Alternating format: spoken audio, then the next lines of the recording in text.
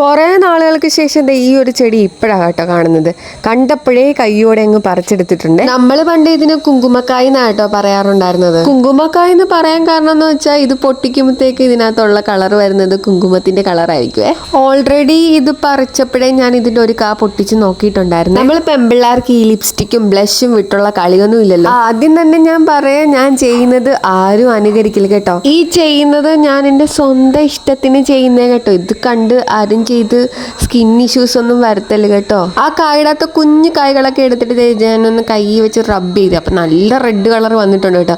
അപ്പം ആദ്യം കവിളത്തൊന്ന് ബ്ലഷ് ആയിട്ടൊക്കെ ഇട്ട് കൊടുത്തു കേട്ടോ. ആദ്യം ഇട്ടപ്പോൾ ലൈറ്റ് റെഡ് കളർ വന്ന് പാക്രാന്ത മൂത്ത് ഞാൻ പിന്നെയും ഒന്നും കൂടി ഇട്ടു കേട്ടോ.